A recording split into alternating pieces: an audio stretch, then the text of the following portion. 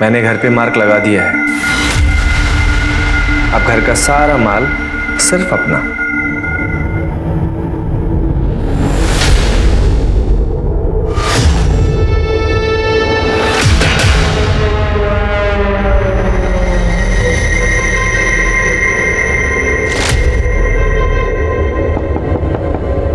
शादी मुबारक हो।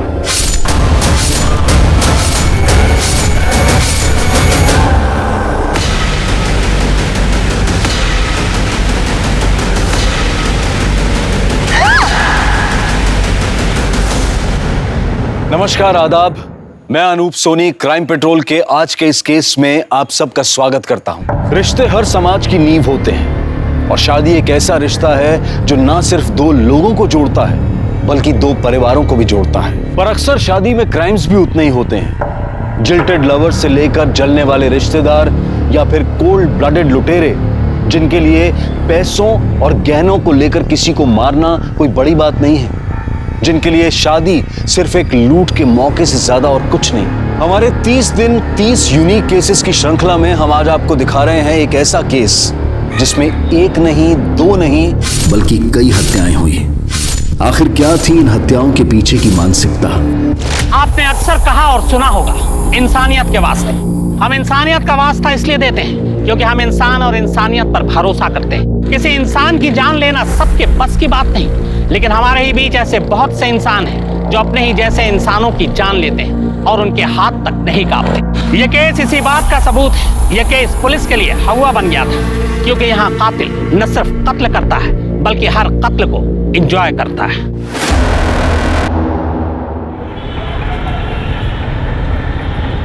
अंकल मेरी बात तो सुनिए, मैं क्या बोल रहा हूँ। अंकल मेरी बात तो सुन लीजिए। पापा मैंने इसे यहाँ बुलाया था, छोड़ो छोड़ो। अंदर लेके जा इसको। और सुन, साक्षी की शादी वहीं होगी जहाँ हम तय करेंगे। मेरे पूरे खानदान में किसी ने आज तक लव मैरिज नहीं किया, ना आगे कोई करेगा। अंकल क्या बुराई है प्यार करने में, आप मुझे ये बताइए। मैं प्यार करता हूँ साक्षी से, शादी करना चाहता हूँ, बहुत खुश रहूंगा। निकल जाए यहाँ से। अरेंज मैरिज करवाना चाहते हो ना, करवाओ। अरे ये सब पैतरे हैं माँ बाप के, अपनी बातें बच्चों में थोप लेगा। अरे प्यार बिना गाय की शादी। निकल यहाँ से, निकल जाओ।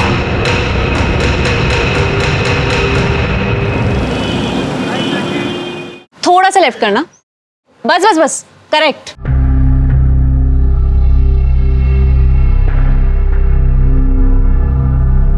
निया, ये सब क्या है? मैंने कहा था ना कैफे का लोगो मत बदलना।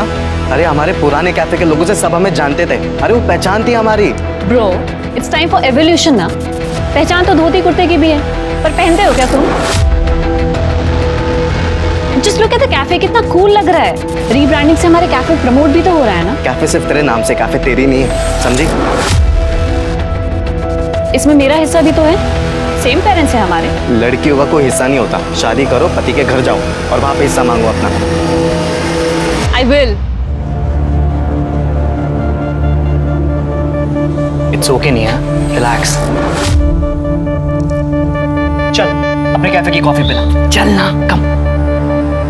थैंक यू सो मच यार निया, तूने बचा लिया यार। साला 1 महीने से कोई काम ही नहीं आ रहा था ग्राफिक्स का, और पापा से पैसे मांगता ना तो वो खटिया खड़ी कर देते। ओ प्लीज यार, दोस्ती में क्या thank you. Hi guys. Hey, what's up? Yes, and I have a good news for you. So wish me and save your dates. तू शादी कर रहा है? Yes. और ये प्राची कौन है? कार्ड पे किसका नाम है? तेरा। किसके साथ? तेरा और प्राची का। तो मेरी होने वाली वाइफ। तू डम रहेगा रे। अबे ये प्राची मिली कहाँ तुझे? यार हम एक मैट्रिमोनियल वेबसाइट पे मिले।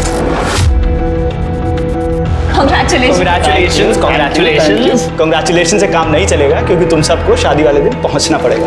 बेटा शादी का कार्ड तूने मुझसे नहीं बनवाया ना, इसका बदला लूंगा मैं तुझसे। भाई सॉरी यार, वो एक्चुअली प्राची की फैमिली वालों ने बनवा दी। सही है ना, पैसे बच गए। अरे यार मजाक कर रहा था मैं। अब मीठा तो खिला। मेरी शादी की खुशी में तुम सब मिठाई खाओ। ऐसे लोगों की वजह से अरेंज मैरिज आज तक चलती आ रही है। जितनी जल्दी हो सके रिश्ता तय कर दो। अरे उम्र ज्यादा है तो क्या हुआ, 70 साल की उम्र में भी मर्द मर्द ही होता है, और ये तो फिर 40 के ही हैं। बात आगे बढ़ाओ। पापा, आप ऐसे नहीं कर सकते। एक बात समझ ले, मेरी इज्जत से बढ़कर जिंदगी में और कुछ भी नहीं, औलाद भी नहीं। अगर मैंने तुझे पैदा किया है ना, तो मार भी सकता हूं।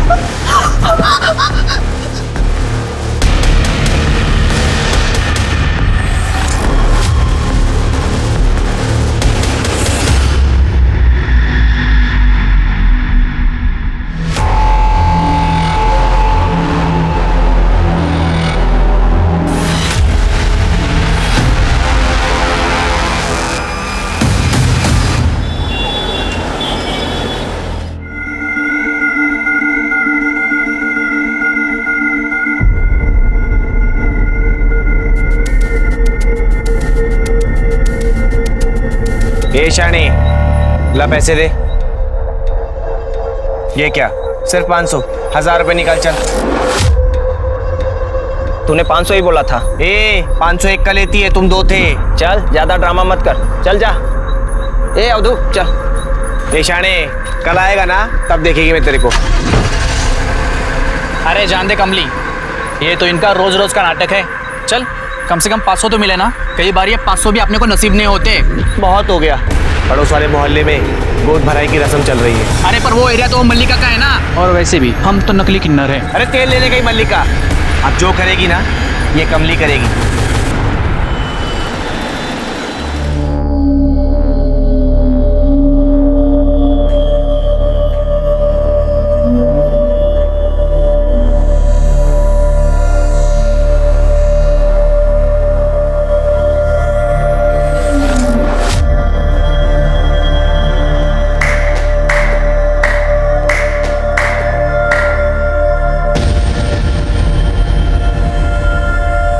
तेरी सारी बलाएं ले लूं, सदा सुहागन रहो, मुन्ना ही होगा।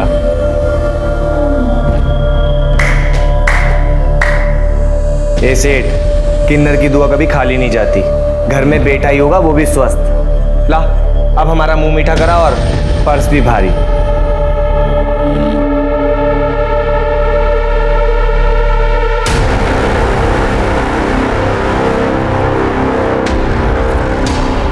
देख तो सबाना, रखो और दफा हो जाओ। ऐसे घर में खुशियां आई है, उसमें भी कंजूसी।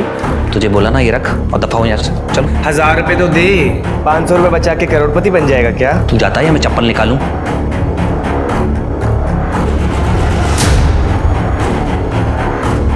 ए सेठ, इसकी मिठाई खा तू। छोड़ना रे, इसको बाद में देख लेंगे।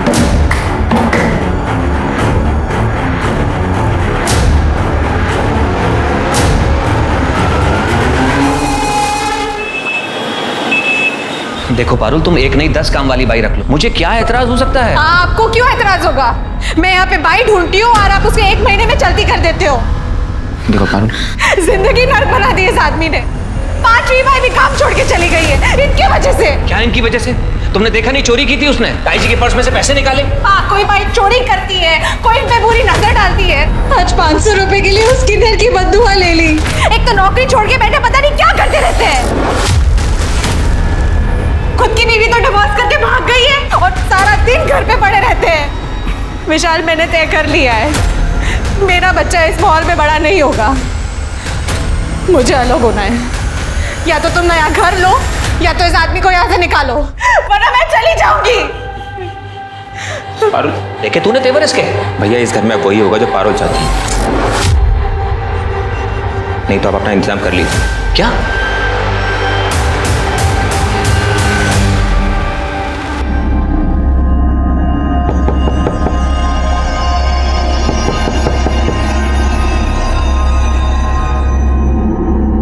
ये विनोद भैया को अभी क्या चाहिए?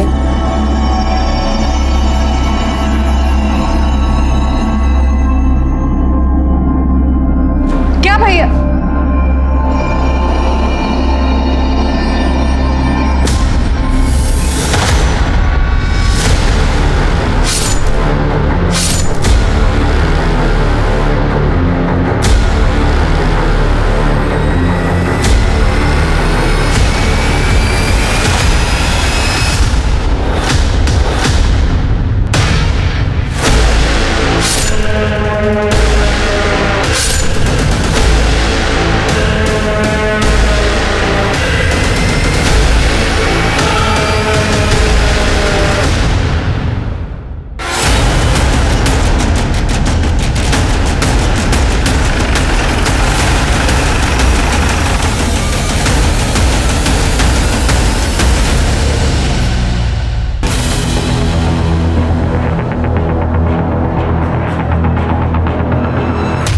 चारों तरफ अच्छे से चेक करो।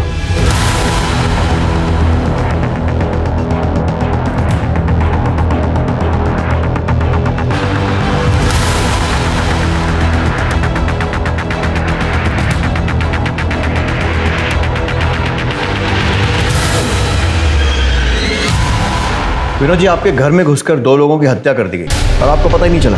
कान पर जूं तक नहीं रहेंगी। मेरे डिवोर्स के बाद सिर्फ मुझे इंसोम्निया और डिप्रेशन की शिकायत है। स्लीपिंग पिल्स लेके सोता हूँ। सर, कबर्ड्स को तोड़ा गया, सामान गायब। सब ले गए, रुपए, पैसे, जेवर। अंदर कैसे है कुछ पता चला? सर, इस खिड़की से फर्स्ट एंट्री के निशान। सर ये देखिए सर, शू प्रिंट के निशान है, पर ऐसा लग रहा है किसी ने शू पे प्लास्टिक कवरिंग पहनी हो। मतलब पूरी तैयारी से आए थे। विनोद जी, किसी से दुश्मनी आपकी या आपके भाई की, या फिर हाल फिलहाल में कोई झगड़ा, या फिर किसी पर शक हो आपको? कौन मार सकता है? कोई मार सके ऐसा तो कोई नहीं। बस कल नौकरानी से झगड़ा हुआ था, मैंने उसे घर से बाहर निकाल दिया। छोटी मोटी चोरी करती थी घर में। क्या? पैसे निकाल लिए? अच्छा, आप फोन रखो, मैं आपको कॉल करता हूं। शीला, तूने ताई जी के पर्स में से पैसे निकाले? क्या? क्या क्या? ताई जी के पर्स में से पैसे निकाले तूने ना? ये क्या कह रहे हैं भैया आप? मैंने तो ताई जी का पर्स देखा तक नहीं। अच्छा, तेरा पर्स निकाल, अभी पता चल जाएगा, सच्चाई सामने आएगी। पर्स निकाल। अरे पर्स निकाल। आप ये क्या कर रहे हैं? अरे भैया रुकिए, क्या आप क्या कर रहे हैं? तुम लोगों को दिखाई नहीं देता? चोरी की है इसने। ताई जी के पर्स में से पैसे निकाले हैं। पर्स निकाल, पर्स निकाल। क्या कर रहे हैं भैया आप? मैंने तो ताई जी का पर्स देखा भी नहीं। ऐसे आदमी के घर में मुझे काम नहीं करना है जो और की इज्जत ना कर सके। नौकरानी की डिटेल्स लो और उसको थाने बुलाओ। आसपास एरिया में चेक करो कोई भी सीसीटीवी है क्या। चोरी हुए सारे सामान की लिस्ट बनाओ और सारे गहनों की लिस्ट ज्वेलर्स के पास भेजो। चोरी तो कर ली है, कहीं ना कहीं तो बेचने जाएंगे। सर, पारुल और विशाल का कत्ल उन्हीं के घर के अंदर कर दिया गया। पारुल 7 महीने की गर्भवती थी, फिर भी कातिल को रहम नहीं आया। अब कातिल जो भी हो, लेकिन किसी गर्भवती महिला का कत्ल करना हर एक के बस की बात नहीं। जो कोई मानसिक विकृति वाला शख्स ही कर सकता है, जिसकी नजर में इंसानी जान की कोई कीमत नहीं। साहब, मैंने चोरी नहीं की। पारुल भाभी तो बहुत अच्छी थी, लेकिन उनके वो जेठ साहब, वो बहुत ही शक्की इंसान है। उनका खुद का तो तलाक हो गया था साहब, तो उन्हें किसी औरत की खुशी बर्दाश्त ही नहीं होती थी। 6 महीने में 4 काम वाली बाइयों को निकाल चुके हैं साहब। पारुल भाभी के साथ उनका बहुत झगड़ा होता था, और विशाल भैया पक्ष लेते थे तो उनसे भी झगड़ा होता था। उसको औरत और आदमी का फर्क ही समझ नहीं आता था साहब।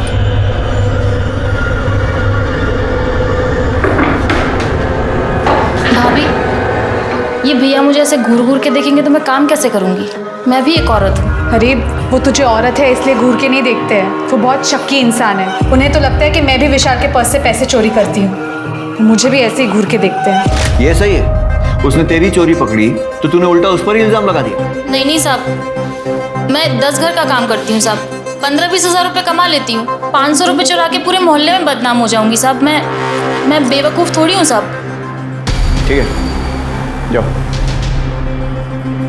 और सुनो, बिना बताए शहर छोड़कर मत जाना। जी साहब। कहीं ऐसा तो नहीं है कि इस विनोद ने ही मर्डर किया और उसके बाद लूटपाट का एंगल दे दियो? इस विनोद पे नजर रखो। अगर इसने ये किया है तो बाकी एविडेंस से तो कोई फायदा नहीं होगा, फिंगरप्रिंट्स, मोबाइल रिकॉर्ड्स, लेकिन वो गहनों को ठिकाने लगाने की कोशिश करेगा। अगर इसी ने किया है तो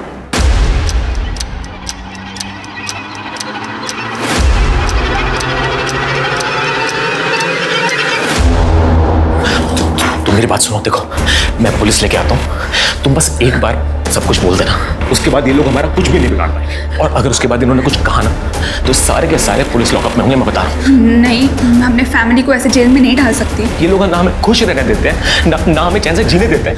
तुम इनके बारे में सोच रही हो?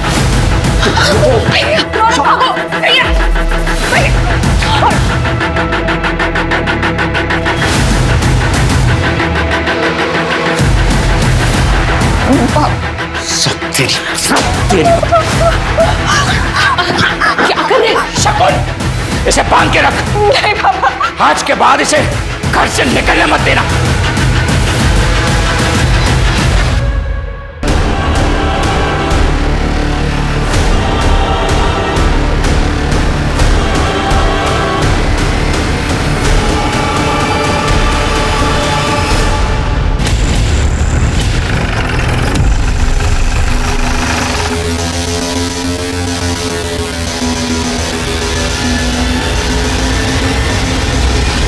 सर ये देखिए, पारुल और विशाल के मर्डर वाली रात विनोद किसी को मिला था और एनवेलप दिया था। पता करो ये कौन है। सर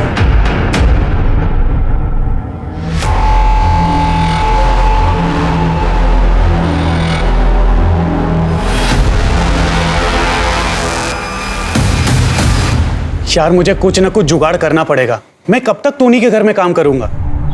ऊपर से मेरा बाप ना मुझे चैन से काम करने देता और ना जीने देता है। प्लीज चिल यार, सारे पेरेंट्स ना एक ही जैसे होते हैं। हो प्लीज यार निया, अब तू ज्ञान मत दे मुझे ज्यादा। तू और ओम कितने लकी हो तुम्हें पता नहीं। अरे ब्रो ऐसा कुछ भी नहीं। जगन, हमारे पास ना सिर्फ ये थोड़े से पैसे ज्यादा हैं, अदरवाइज ये पेरेंट्स वाली प्रॉब्लम ना सब सेम है। तेरे घर में जैसा टॉर्चर होता है ना, वैसे सेम टू सेम मेरे घर में भी होता है। बेब्स, इसलिए तो मैंने बोला था मेरे साथ लिव इन में शिफ्ट हो जाओ, ताकि ये नितेश मेरी सारी चीजों पर कब्जा कर ले।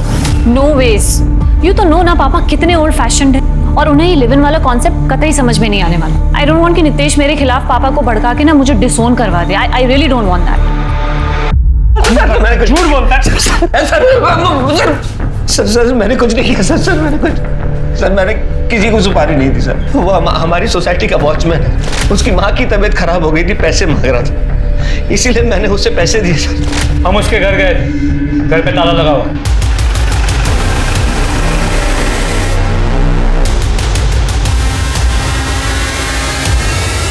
अपने गाँव गया होगा ना, मैंने पैसे इलाज के लिए दिए थे।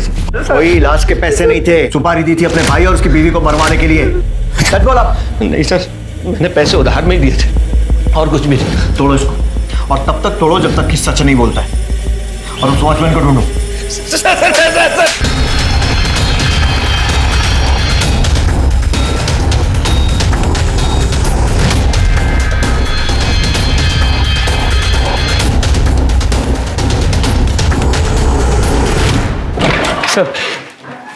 सर वो वॉचमैन के घर फोन किया था, वो वहां भी नहीं है। सर ये वॉचमैन बहुत ही शातिर है, उसने विनोद के अलावा और भी कई लोगों से अपनी माँ की बीमारी के नाम पे पैसे लिए, और उसकी माँ 2 साल पहले चल बसी।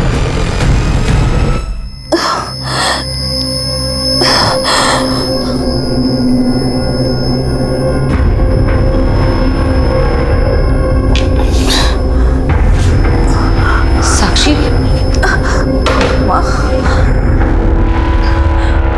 माँ ये देखो, प्लीज खोल दो मुझे।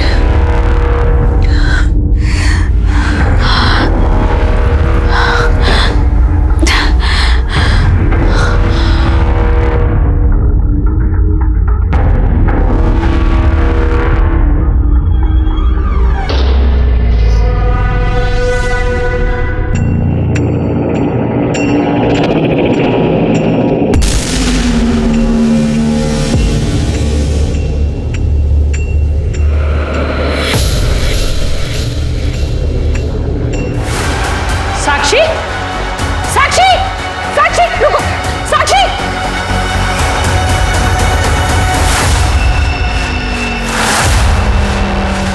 साक्षी, साक्षी रुक जा, मैं कहता हूँ साक्षी रुक, ध्यान रख ऊपर।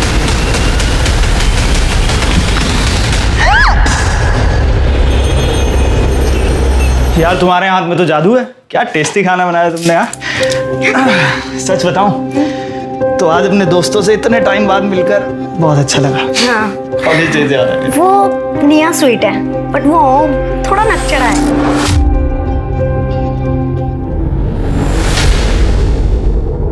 यार कुछ नहीं, इस टाइम कौन होगा?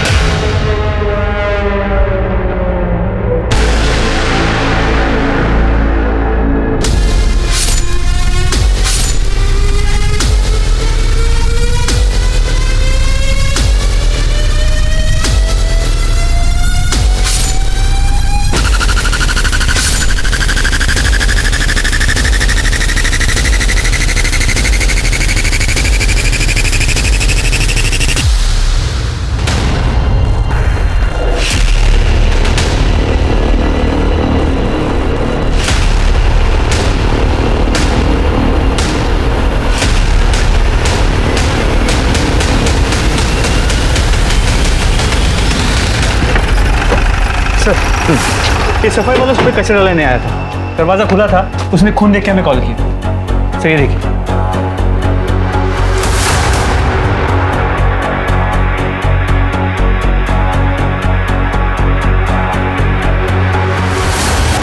सर ये देखिए जूतों के निशान।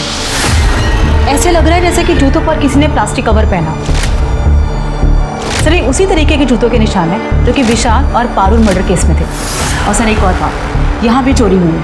एक काम करो, आस पड़ोस में पूछताछ करो, आजू बाजू के एरिया में कोई भी सीसीटीवी फुटेज मिलता है चेक करो, फैमिली को बुलवाओ और चोरी हुए सामान की लिस्ट बनाओ। और ये भी पता करो कि वो वॉचमैन कहीं वापस शहर में तो नहीं आ गया। जी सर। विश्राम, ऐसे ही निशान पारुल के घर के दरवाजे पर भी था, चेक करो। जी सर।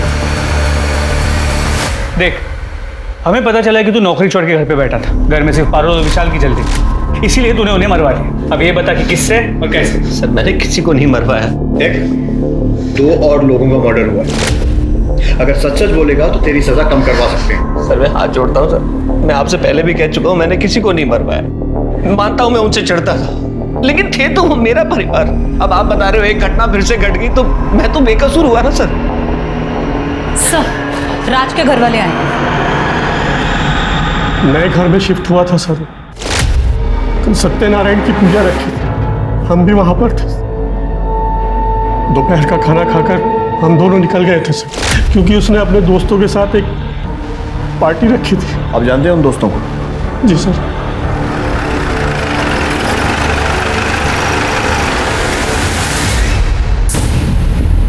मैं, राज और टोनी एक ही कॉलेज में थे। कॉलेज के बाद राज बिजी हो गया था, लेकिन हमारे कांटेक्ट में था। सर उसने और प्राची ने अपना 1 महीने में घर भी ले लिया था, और इनफैक्ट सर वो लोग खुश भी थे। इस बात से हम लोग प्राउड फील करते सर। सर हम तो उन्हें विश करने गए थे। तो जब तुम लोग वहाँ विश करने गए थे तो कुछ अलग या अजीब सा देखा? No sir, not at all. बल्कि राज और प्राची तो अपने फ्यूचर की बातें डिस्कस कर रहे थे हमारे साथ।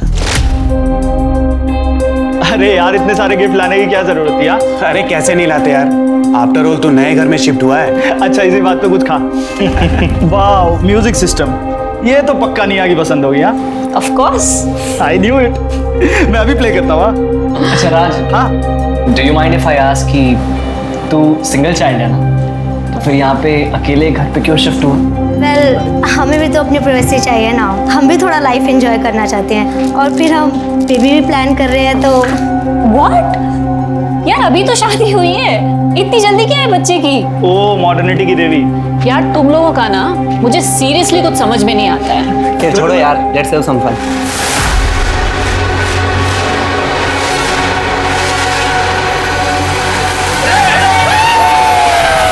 सर राज अपनी फैमिली का इकलौता बेटा था, लेकिन प्राची उसके साथ अलग रहने लगी थी। कहीं ऐसा तो नहीं कि उसकी फैमिली ने? नहीं हाँ, उसकी फैमिली ऐसा कुछ नहीं कर सकती है। ऑल्दो सर राज की जो एक्स गर्लफ्रेंड थी रितु, वो भी उससे झगड़ा करती थी, और कई बार तो सोशल मीडिया पे उसके साथ पिक्चर्स पोस्ट करके उसे गालियाँ भी देती थी। ओह यस सर, ये देखिए सर, राज ने कल ही सत्यनारायण की पूजा के पिक्चर्स डाले थे। ये देखिए रितु ने क्या कमेंट किया हुआ है।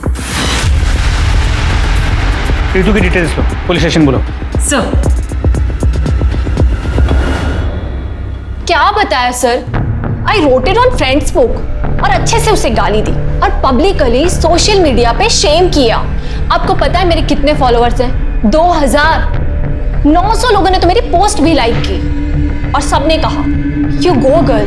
देखो हमने पता किया है, तुम्हारा राज और उसकी बीवी के साथ झगड़ा हुआ है। अरे चूड़ियां ले लेंगे यार पहले। कमीने, मेरी लाइफ बर्बाद करके तू इसके साथ यहाँ मजे कर रहा है? देखो रितु, अब मेरी और राज की शादी हो चुकी है, तो तुम ये तू चुप बैठ चुड़ैल, समझी? तेरी औकात नहीं है मेरे सामने बोलने की। Ritu behave yourself. तुम्हारी इन्हीं हरकतों की वजह से ना मैंने तुमसे ब्रेकअप किया। हरकत? व्हाट हरकत? हाँ ऐसा क्या किया मैंने तुम्हारे साथ? बोलो ना क्या किया? थप्पड़ मारा तुम्हें? तुम्हारे कपड़े फाड़े? अब मेरे पति को हाथ लगाया तो मुझसे बुरा कोई नहीं होगा। Get lost. हाँ तो वो डिजर्व करता था सर, और मेरा उसे मार के क्या फायदा होगा? मैं तो उसे तड़पते देखना चाहती थी, उसकी शादी टूटते देखना चाहती थी, लेकिन मर के तो वो सस्ते में निपट गया ना। डॉक्टर को दिखाया? मतलब थोड़ा। क्यों सर? क्योंकि तुम्हारी बातें ऐसी हैं। इसके अलावा ही चेक करो। फिलहाल जाइए, लेकिन शहर छोड़कर मत जाइएगा। जी सर। चलिए। ये क्या करती है सोशल मीडिया ने आजकल के बच्चों का? मेरा बेटा भी पूरे समय फोन पे चिपका रहता है। अरे कितनी बचकानी बातें करती है। लेकिन सर क्या ये मर्डर कर सकती है? लगता तो नहीं है, उस पर नजर रखो। इसके कॉल रिकॉर्ड चेक करो, पता करो इसने किसी शेडी आदमी से कांटेक्ट किया है या फिर किसी को हायर किया है। ऐसा करो, विनोद का सोशल मीडिया भी चेक करो, कहीं ये लोग ऑनलाइन तो लोगों को हायर नहीं कर रहे। अच्छा, बाकी के सीसीटीवी फुटेज आए? सर राज के घर के पास एक बैंक के एटीएम का सीसीटीवी फुटेज मिला, उसे क्रॉस चेक कर रहे हैं। और ज्वेलर से कोई इन्फॉर्मेशन? सर अब तक कुछ नहीं सर, मोस्ट प्रोबेबली ये ज्वेलरी शहर के बाहर बेची गई होगी। एक और शादीशुदा जोड़े का कत्ल हो गया। शुरुआती जांच के हिसाब से यह केस भी विशाल और पारुल के मर्डर केस जैसा है। यहाँ पुलिस की तहकीकात पर भी कई सवाल खड़े होते हैं। क्या पुलिस ने जल्दबाजी में केस बंद करने के चक्कर में कहीं विनोद को गलत तो नहीं फंसा दिया? और क्या पुलिस अगर इस मामले की कई एंगल से जांच करती तो राज और प्राची की जान बच सकती थी? जांच के दौरान एक अजीब बात सामने आई। इन दोनों घरों के बाहर ही इस तरह के मार्ग थे, यानी कत्ल सोची समझी साजिश का नतीजा था। पर सवाल यह है कि इतने सारे घरों में इन्हीं दो घरों को क्यों चुना गया? विशाल पारुल और राज प्राची के बीच क्या कोई कड़ी जुड़ती है? क्या पुलिस इस बार सही मुजरिम तक पहुंच पाएगी या फिर कुछ और मौत होनी तय है?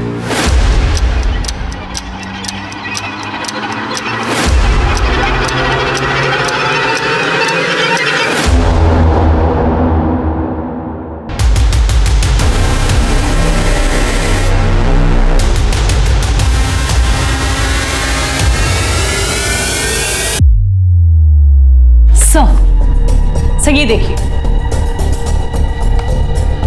पहली रॉबरी में कोई भी बाइक पर नहीं आया, पर दूसरी रॉबरी के वक्त राज और प्राची के घर दो लोग बाइक पर गए थे। वो राज के घर की तरफ गए और 20-25 मिनट के बाद वहां से निकल गए।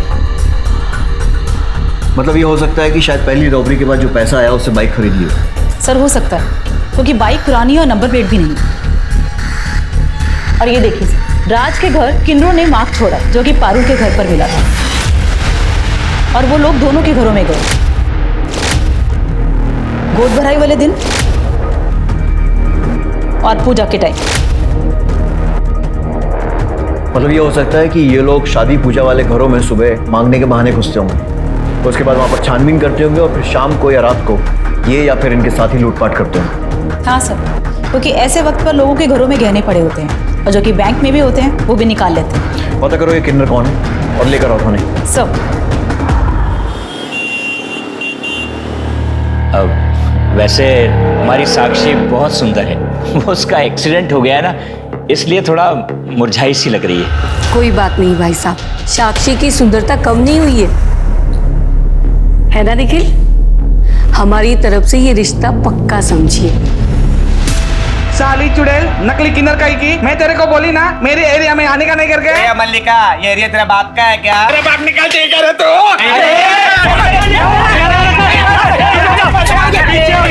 पीछे हो जाओ, पीछे हो जाओ, पीछे हो जाओ। साहब इसको अरेस्ट करो, बहुत बड़ी क्रिमिनल है। तुम्हें बड़ा पता है? और नहीं तो क्या साहब, मेरे एरिया में डाका डालेगी तो मुझे पता चलेगा ही ना। ज्यादा शातिर मत बनो। क्या हो यहाँ से? बैंक लेन भी तुझे। क्या हो यहाँ से? कमली तुमसे बात करनी है। बोलो ना साहब। तुम लोग क्या क्या कर रहे हो? जाओ। ये दोनों मेरे साथ। साहब हम हमारी कमली को छोड़ के कहीं नहीं जाएंगे। ये देखो, ये 4 लोगों का खून हुआ है और इनके घर चोरी भी हुई। और ये देखो, इनके घर के बाहर ही तुम्हारा निशान है। इन दोनों घरों में तुम गई थी ना? साहब हम तो किन्नर लोग हैं, जिसके घर में भी त्योहार होता है ना हर जगह जाती है। और क्या है ना कि उस लड़की का गोद भराई था, इसीलिए हम लोग मार्क लगाए। साहब बाद में बहुत लफड़ा होता है, इसीलिए हम जिधर भी जाते हैं अपना मार्क लगा देते हैं। और वैसे भी साहब हम लोग तो दोपहर में गए थे। उन दोनों रात को तुम कहाँ थे? वो उधर हाईवे के बाजू में साहब, उधर कभी भी जाके देखना, रात को हम उधर ही रहती है, पूछ लो जरा। हाँ हाँ हम हाईवे के पास ही थे। एक मिनट, इसका क्या मतलब है कि शादी में जो पैसे लगेंगे वो तेरा हिस्सा है एंड ऑल? यही होता आया है और यही हमारी रीत है। बट ये लीगली सही नहीं है पापा। मुझे आपके कुछ लाख रुपए नहीं चाहिए, मुझे बिजनेस में पार्टिसिपेट करना है। पापा बिजनेस संभालने के लिए मैं हूं ना। पर मैं भाई से बेटर हूँ पापा, आपको पता है। निया पापा प्लीज प्लीज पापा। ओके तो एक डील करते हैं ना? अच्छा हाउ अबाउट 1 महीना भाई बिजनेस संभाले और 1 महीना मैं संभालूं, फिर देखते हैं कि कौन बेटर है। प्लीज पापा, अपनी बेटी को एक मौका तो दे सकते हैं ना? अच्छा ठीक। पर पापा कैसी बातें कर रही है ये? पापा धंधे में थोड़ी ना ये सब चलता है। बस 1 महीने की तो बात है।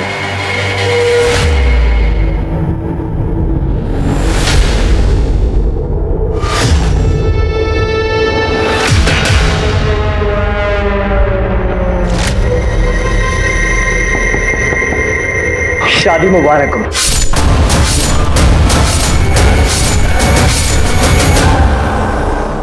सर, पोस्टमार्टम और फोरेंसिक रिपोर्ट पारुल और विशाल के केस जैसी, धारदार चाकू से वार किया गया।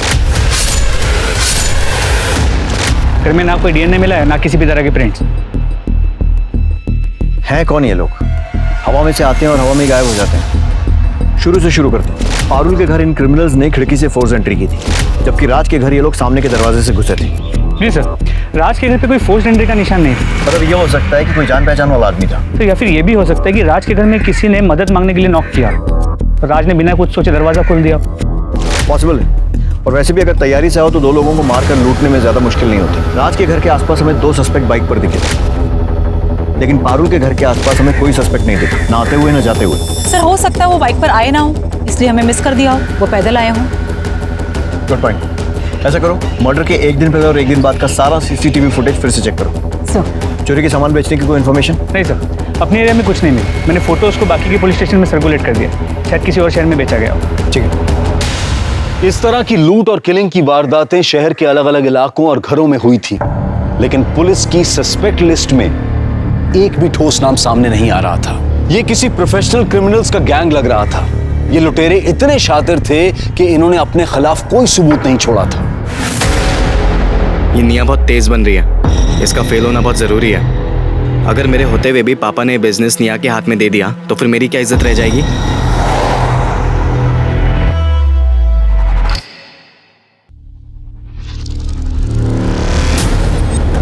ये यहाँ क्या कर रहा है? जानते हो इसे? जी सर, उस दिन कैफे में देखा था, राज का दोस्त है। सर कमली के अलावा यही एक कॉमन लिंक है। मर्डर वाली रात कुछ घंटे पहले ये वहाँ देखा गया था। और निकला कब? सर मर्डर की अगली सुबह टोनी के साथ। मतलब मर्डर की 1 रात पहले आया और मर्डर की अगली सुबह निकल गया। इसका एड्रेस निकालो और सारी डिटेल्स पता करो। सर सारा टाइम कंप्यूटर पे लगा रहता है। उस दिन मैं नाराज हो गया, थोड़ा सा कुछ कैश सुन दिया तो नाराज होकर अपने दोस्त के घर चला गया। कौन से दोस्त के? टोनी है उसका दोस्त। तो बोला कि प्रोजेक्ट पूरा करके आऊंगा, 2 दिन बाद वहीं से आया।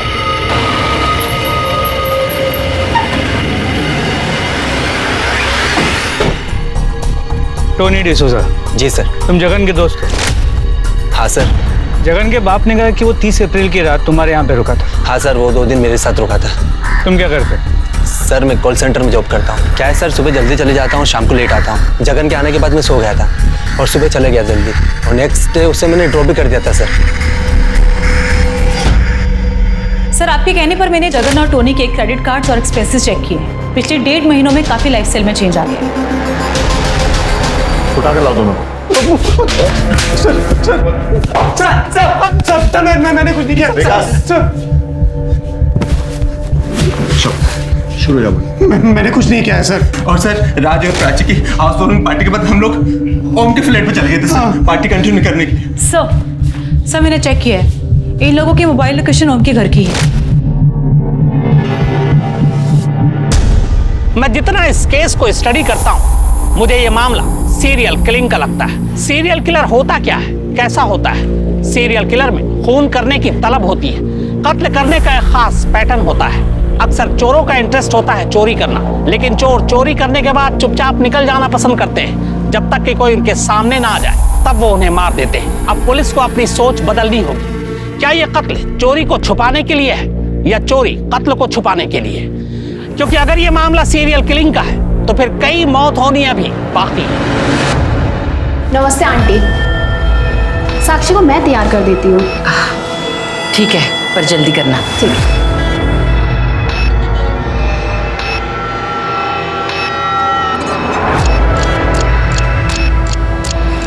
ये ले, रौनक से बात कर। हेलो रौनक। देखो साक्षी, मुझे सब पता है वहाँ क्या चल रहा है। मैंने सब अरेंज कर लिया है। तुम बस आज कुछ भी करके रेलवे स्टेशन पहुंच जाओ, बाकी सब मैं देख लूंगा। 11:30 बजे तक वहां पहुंच जाना। सब ठीक है साक्षी?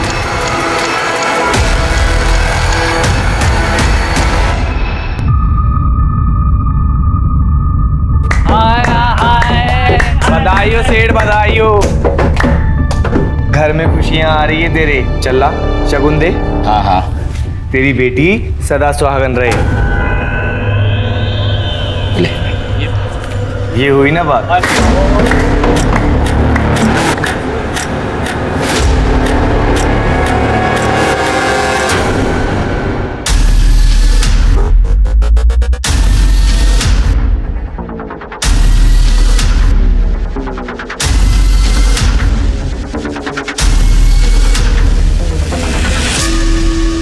सारी तैयारियां हो गई ना? हाँ। मैं कुछ और सुनने वाला। ए, कौन है वहां? पकड़ इसको पकड़।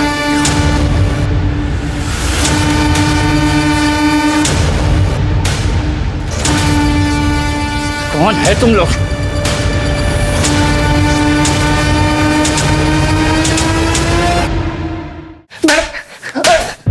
बहुत नाक में दम किया तुम लोगों ने। इतनी मर्डर्स और चोरियां? मैडम हम दोनों सच कह रही है, हमने कुछ नहीं किया। तो उस घर में क्या शादी के लड्डू खाने गए थे आधी रात को? मैडम वो तो हम उस लड़की को भगाने। एक मिनट, लड़की को भगाने? वो साहब कितना अच्छा मुख है तेरा, जी करता है तेरी सारी बलाएं ले। ये लोग मेरी शादी जबरदस्ती कर रहे हैं, मुझे आज रात यहाँ से भागना है, प्लीज मेरी मदद कर दो। मतलब उस लड़की की जबरदस्ती शादी हो रही है? जी साहब। साक्षी को फोन लगाओ। सर नहीं सर, मेरी शादी मेरी मर्जी से ही हो रही है, वो कमली हमसे झूठ बोल रही है। ठीक है।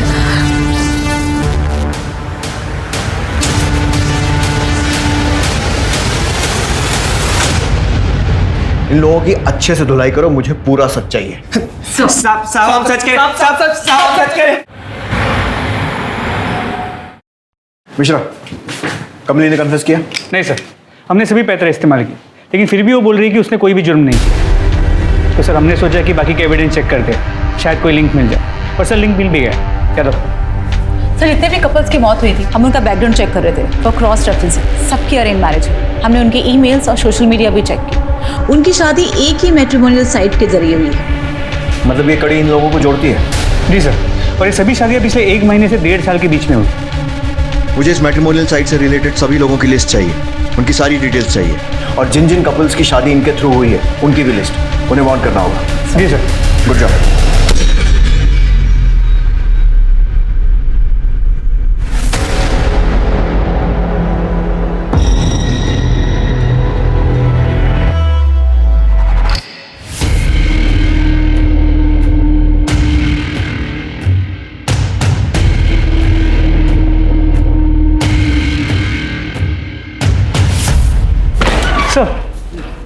सर टोनी डिसोजा, पारुल का पड़ोसी और राज का दोस्त। ये उसी कंपनी में काम करता है जो विवाह केंद्र का वेबसाइट मैनेज करती है। और इस टोनी ने आज ही साक्षी और निखिल का अकाउंट भी एक्सेस किया है। ये साक्षी वही लड़की है ना जिसके यहाँ वो किन्नर चोरी करने गए? हाँ सर। 1 मिनट, बहुत बड़ी गलती होगी हमसे। ये क्रिमिनल्स लड़की के मायके नहीं बल्कि उसके ससुराल में चोरी करने, लूटपाट करने और मारने जाते हैं। शायद कमली सच कह रही थी। यार गाड़ी निकलो। मिश्रा, फौरन उस कैफे में पहुंचो जहाँ टोनी मिलता है और उसके बाद हमको ज्वाइन करो। सर।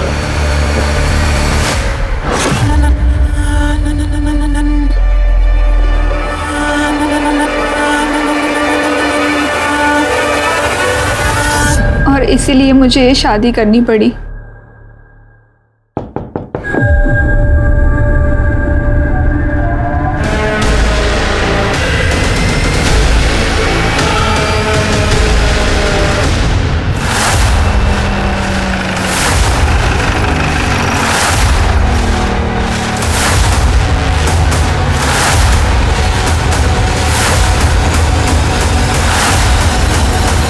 शादी मुबारक हो। हाथ पीछे, मैं तो खोपड़ी पे गोली मारूंगा। पीछे चाकू फेंको, पकड़ो दोनों।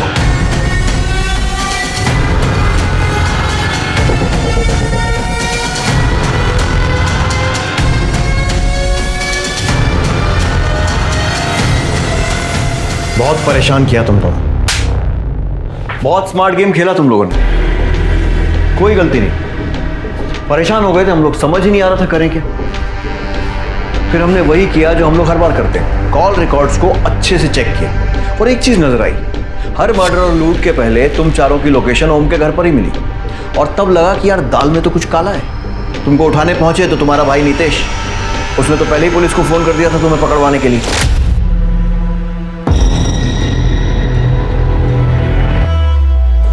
मिल गया निया को फंसाने का तरीका। निया और टोनी का है? सर टोनी का तो पता नहीं, लेकिन मुझे पता है निया कहाँ पर है। मैंने अभी उसका मैसेज देखा sir. Red pill party sir, ये पक्का ड्रग्स वाली पार्टी है 100%। Please arrest as soon as possible. तुम्हें बहुत जल्दी अपनी बहन को अरेस्ट करवाने की? सर आप निया को अरेस्ट करेंगे तभी तो पापा ये कैफे मुझे देंगे, and everything is fair when it comes to business. Sir मेरा भाई ना एकदम यूजलेस है। वो ना ही एक अच्छा बिजनेसमैन है और ना ही एक अच्छा भाई, और ना ही खूनी लुटेरा। पहला विक्टिम कैसे चूज किया था? सर वो टोनी अक्सर अपने पड़ोसियों की बातें करता था, पारुल और विशाल, और उस रात को तो जगन ने भी उन दोनों को झगड़ा करते हुए सुना और फ्रस्ट्रेट होकर मैं वीडियो कॉल किया था। यार ऐसे लोगों को जिंदा रहने का कोई हक नहीं। अपनी अरेंज मैरिज की फ्रस्ट्रेशन दूसरों पे निकालते हैं, और अब बच्चा आएगा फिर उसकी भी लाइफ झंड कर देंगे। उसके बाद हम लोग कैब पकड़ के टोनी के घर चले गए ताकि हम लोग रजिस्टर ना हो सके। उसके बाद हम लोगों ने स्क्रू ड्राइवर से खिड़की खोली और अंदर जाके उनको मार दिया। क्या भैया?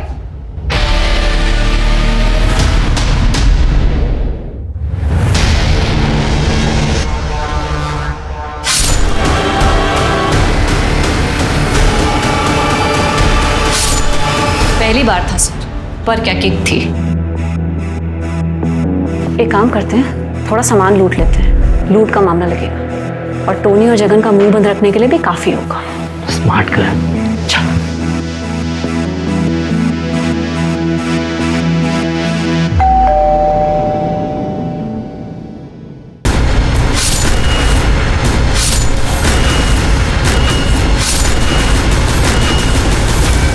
उसके बाद हमने पैसे टोनी और जगन को देना शुरू कर दिया और वो भी हमारी मदद करने लगे। टोनी हमें इन्फॉर्मेशन देता था अपनी वेबसाइट से। उसके बाद हम रेकी पे जाते थे ये पता करने के लिए कि कौन अकेले रहता है और किसके पास कितनी सिक्योरिटी। अगर हमें ऐसा लगता था कि हम दोनों उस चीज़ को हैंडल नहीं कर पाएंगे तो टोनी और जगन को अपने साथ लेते थे। मर्डर करने के बाद हम वो कपड़े और ग्लव्स जगन को देते थे और वो उसे डिस्पोज करता था।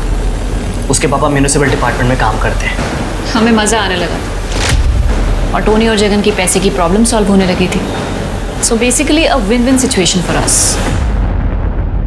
और जिन बेचारों को मारा उनकी फैमिली के लॉस का क्या, उसके बारे में सोचा कभी? अब ये बताओ उन बेचारों को क्यों मारा? तुम्हें तो पैसों की कमी भी नहीं थी ना? सर ये मेरा प्लान था, मुझे शादी नहीं करनी थी, लेकिन जबरदस्ती मेरे पेरेंट्स ने मेरी अरेंज मैरिज करवा दी थी और शादी के अगले दिन ही लड़की अपने आशिक के साथ भाग गई थी। उसके बाद से मुझे नफरत हो गई थी अरेंज मैरिज से, खास करके उन लोगों से जो रिलेशनशिप में होने के बाद अपने पेरेंट्स के प्रेशर में आके अरेंज मैरिज करते। फट्टू होते ऐसे लोग साले। और मुझे प्रॉब्लम थी बच्चों के क्रेज से। अरे पॉपुलेशन इतनी बढ़ रही है सर, मतलब अगर प्यार नहीं है तो शादी करके बच्चे पैदा करने का क्या फायदा? और ये पेरेंट्स, इनके साथ जो जबरदस्ती हुई ये अपने बच्चों के साथ भी वही करते हैं। For what? किस लिए? ऐसे बढ़ाएंगे अपने वंश का नाम? बहुत क्रांतिकारी विचार हैं तुम लोगों के, और मेरे हिसाब से आपके आगे आने वाले कुछ साल जेल में बीतने वाले। सीरियल किलर को पकड़ना इतना मुश्किल क्यों है?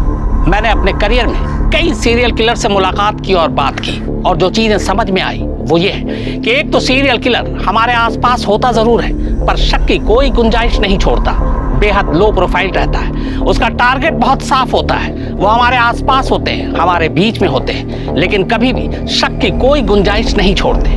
और यही वजह है कि दुनिया की कोई भी पुलिस हो, सीरियल किलर को पकड़ना उनके लिए सबसे मुश्किल होता है।